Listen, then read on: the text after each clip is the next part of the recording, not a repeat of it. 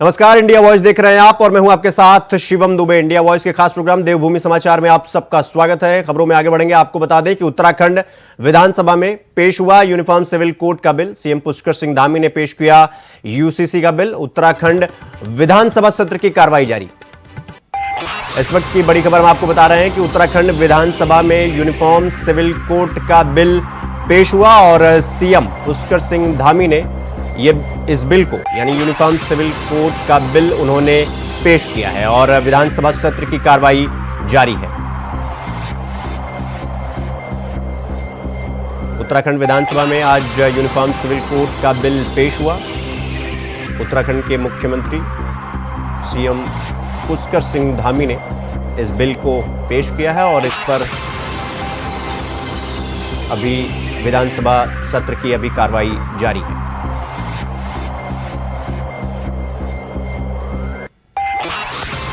उत्तराखंड विधानसभा में पेश हुआ UCC bill. CM Pushkar Singh Dhami ने पेश किया यूसीसी का बिल। उत्तराखंड विधानसभा में आज यूसीसी का बिल पेश हुआ। सीएम पुष्कर सिंह धामी ने इस बिल को पेश किया।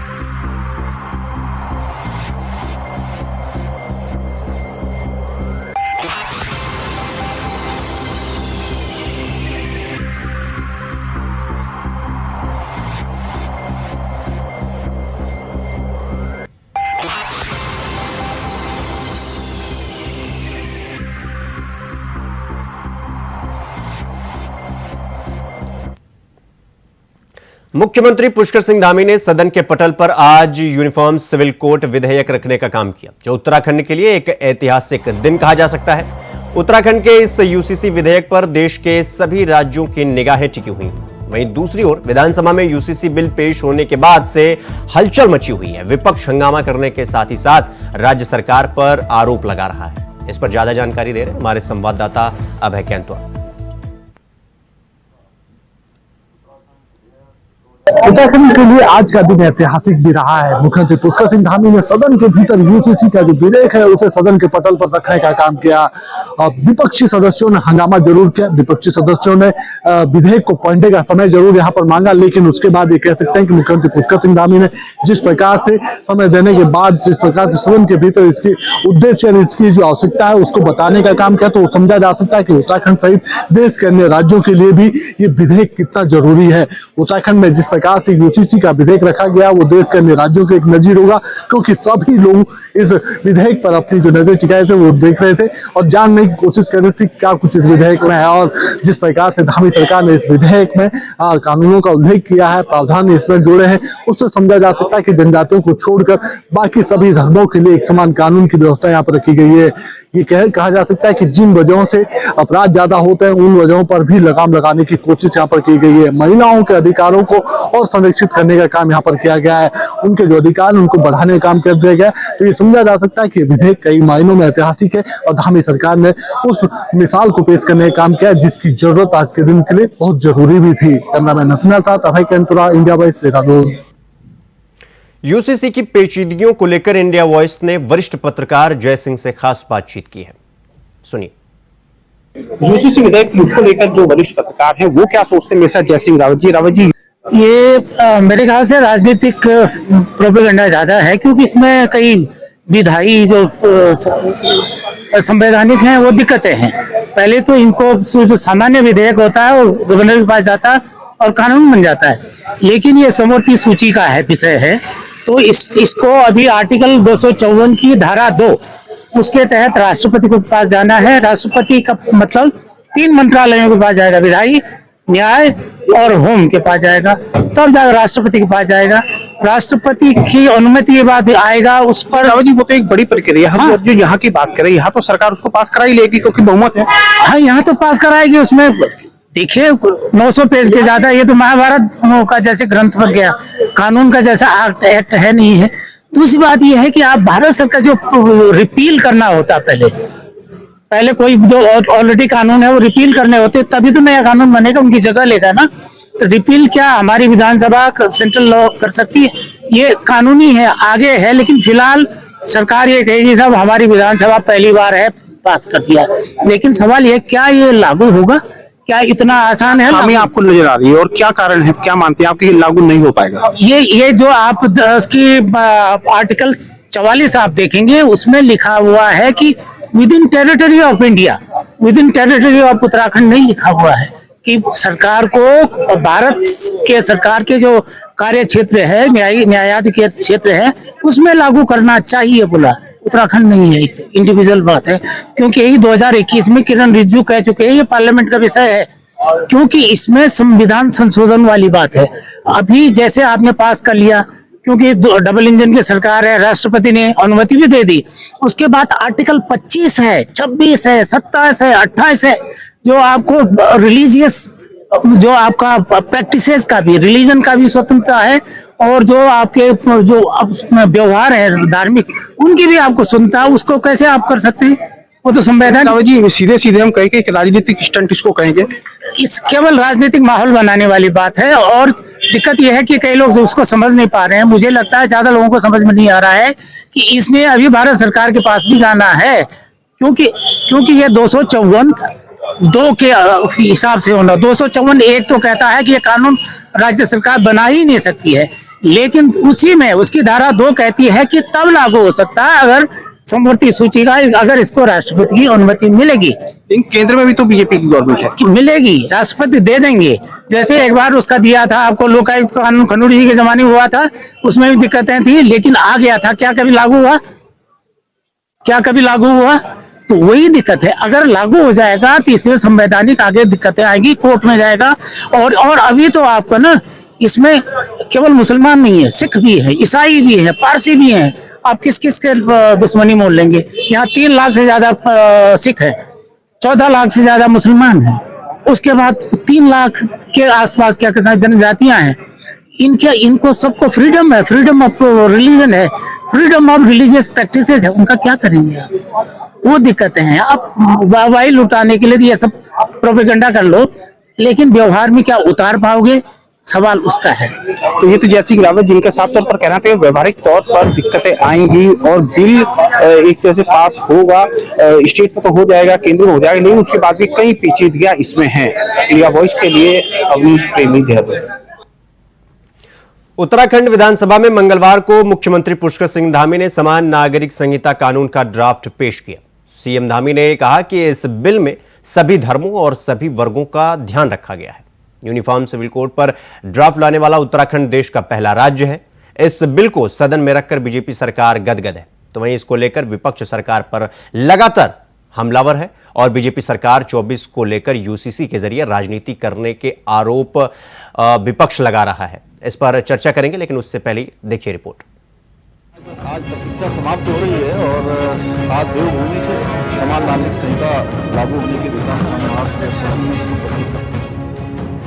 आखिरकार उत्तराखंड में इंतजार खत्म हुआ और जो वादा सीएम पुष्कर सिंह धामी सरकार ने जनता से किया था, वो वादा निभाने के लिए फाइनल दाव चल दिया। उत्तराखंड के विधानसभा में मंगलवार को उत्तराखंड के विधानसभा का मंगलवार का यह नजारा देश के इतिहास के पन्नों में हमेशा हमेशा के लिए दर्ज हो गया। आखिरकार यूसीसी बिल को पेश कर दिया गया।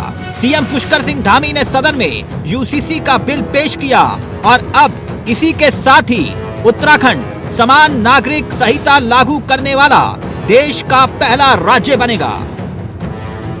अध्यक्ष जी, मैं आपकी अनुज्ञा से समान नागरिक संहिता उत्तराखंड विधेयक 2024 को प्रस्तावित करने हेतु सदन की अनुज्ञा चाहता हूँ।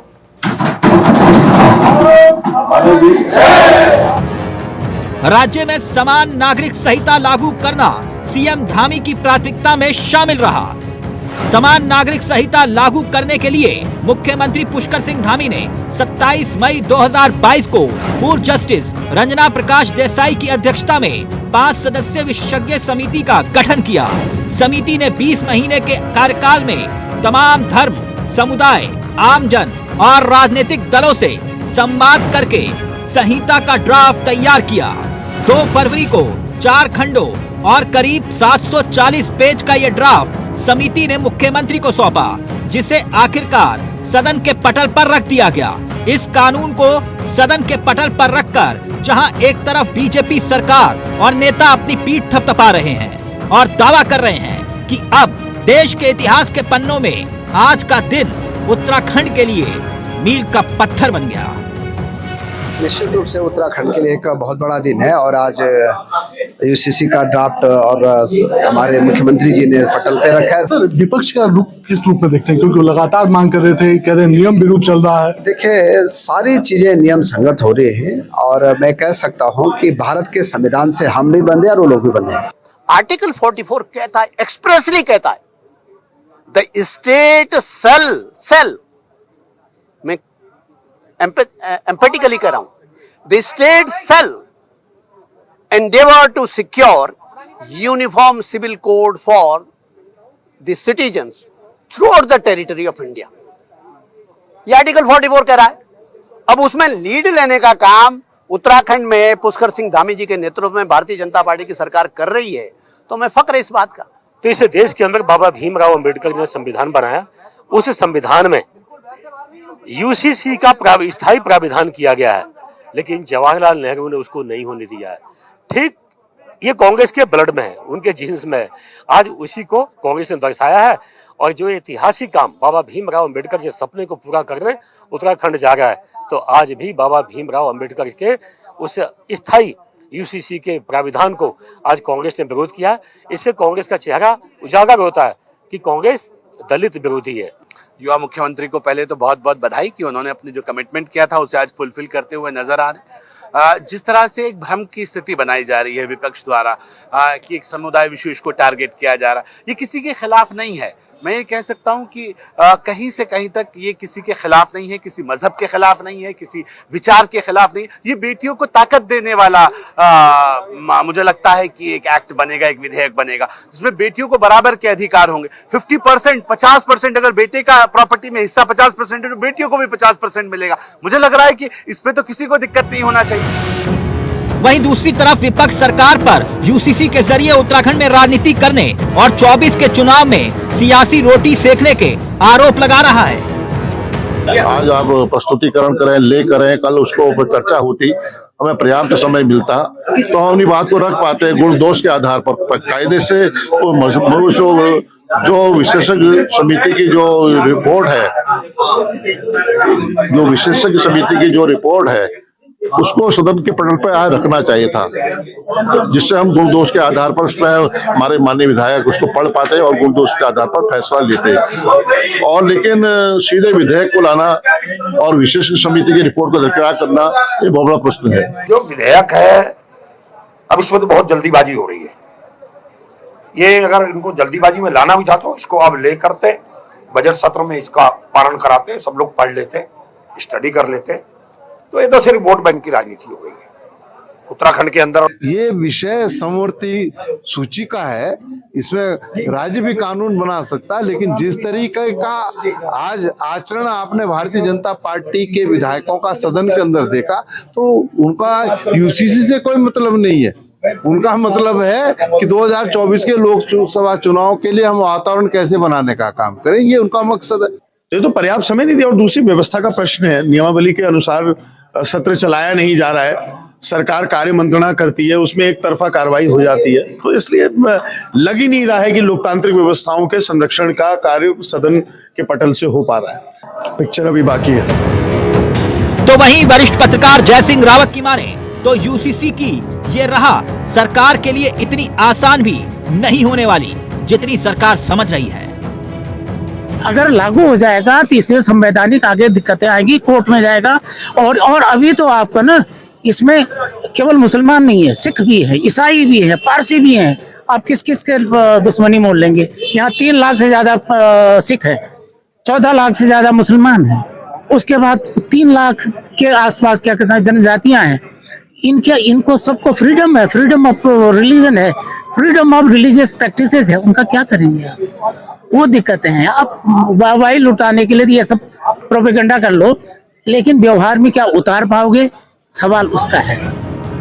सरकार ने विधानसभा के पटल पर ये कानून रख तो दिया और ये कानून बहुमत होने की वजह से बीजेपी पास भी करवा लेती है। लेकिन देखने वाली बात यह होगी कि आखिरकार सरकार इस कानून को लागू करने में आने वाली दिक्कतों से कैसे निपटेगी। Bureau report, India Voice, Dehradun. वहीं यूसीसी को लेकर बड़ी खबर सामने आ रही है। आपको बता दें कि यूनिफॉर्म सिविल कोड को लेकर इस वक्त की बड़ी खबर हम आपको बता रहे हैं। जी हां, यूनिफॉर्म सिविल कोड को लेकर हम इस वक्त आपको बड़ी खबर बता रहे हैं कि आज यूनिफॉर्म सिविल कोड का विधेयक पास नहीं हुआ। आज यूसीसी बिल पर चर्चा हुई।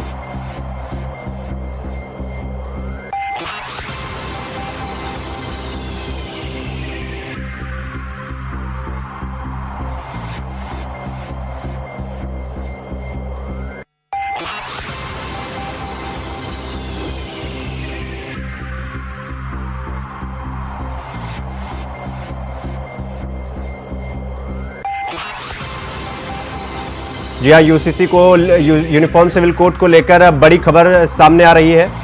आपको बता दें कि आज यूसीसी बिल पर चर्चा हुई लेकिन विधेयक पास नहीं हुआ।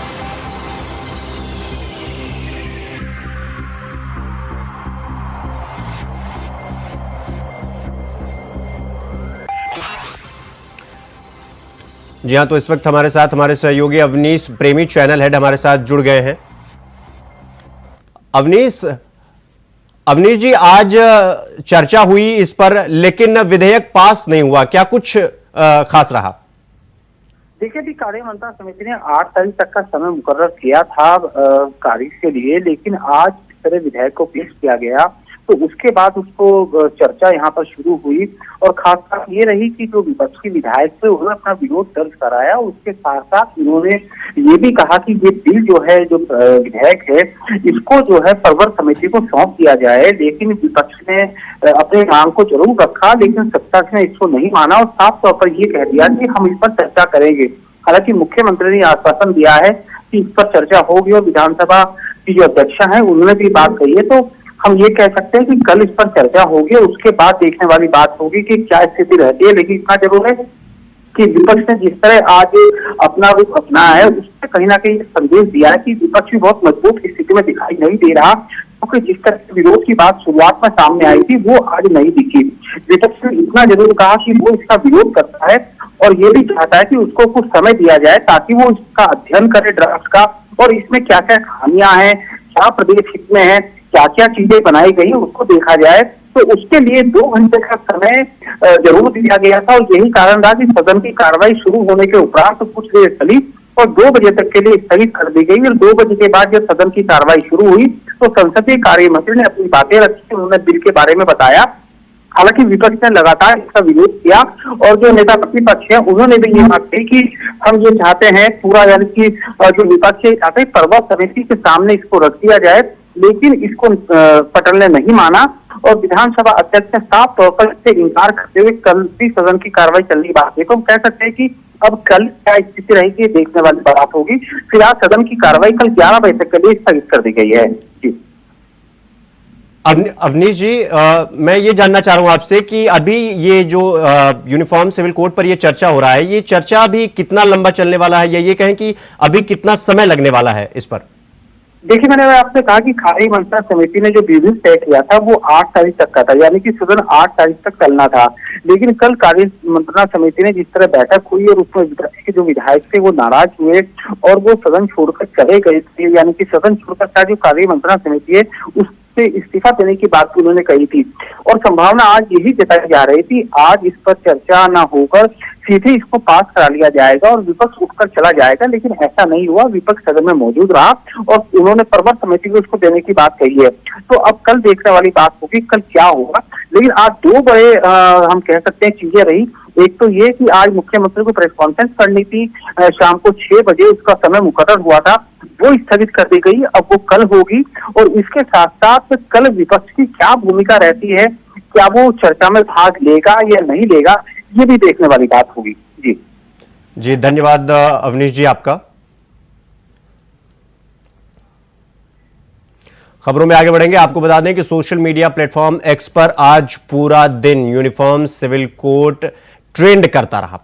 पूरे देश भर में आज यूनिफॉर्म सिविल कोड ट्रेंड करता रहा। हैशटैग उत्तराखंड मेक हिस्ट्री, ये वर्ड आज पूरा दिन सोशल मीडिया प्लेटफॉर्म एक्स पर ट्रेंड करता रहा और मुख्यमंत्री पुष्कर सिंह धामी की यूनिफॉर्म सिविल कोड लाने को लेकर तारीफें होती रही लगातार। जी हां, आपको बता दें कि हैशटैग उत्तराखंड मेक हिस्ट्री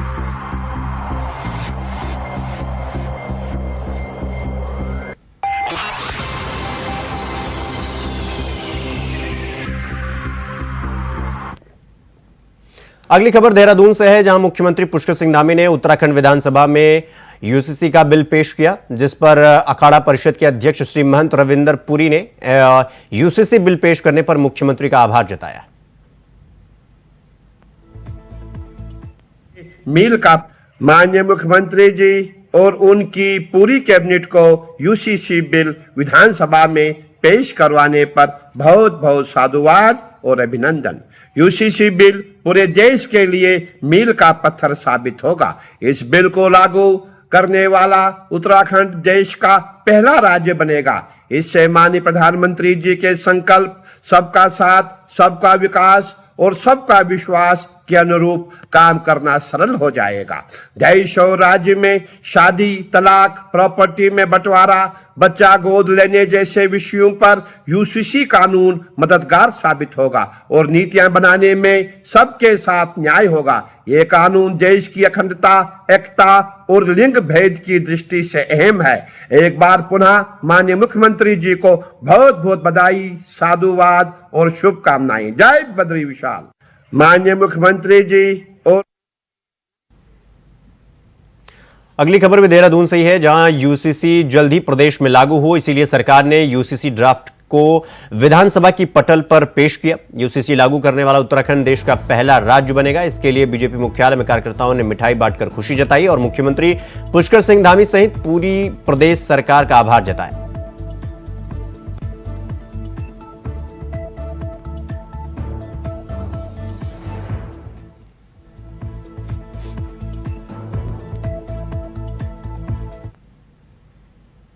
मुख्यमंत्री पुष्कर सिंह धामी सरकार के नकल रोधी कानून को केंद्र सरकार ने भी मॉडल के रूप में लिया है। लोकसभा में केंद्र सरकार के द्वारा इसका बिल पेश कर उत्तराखंड की धामी सरकार के कठोर कानून पर भी अपनी मुहर लगाने का काम किया गया। मुख्यमंत्री पुष्कर सिंह धामी ने केंद्र सरकार के इस फैसले पर आभार जताया और कहा कि यह कानून नकल माफियाओं पर करारी चोट करेगा और प्रतियोगी परीक्षाओं की तैयारी कर रहे युवाओं के लिए कवच बनेगा। केंद्र सरकार ने लोकसभा में लोक परीक्षा अनुचित साधन निवारण बिल पेश किया। यह बिल जल्द ही देश में नकल रोधी कानून का रूप लेगा।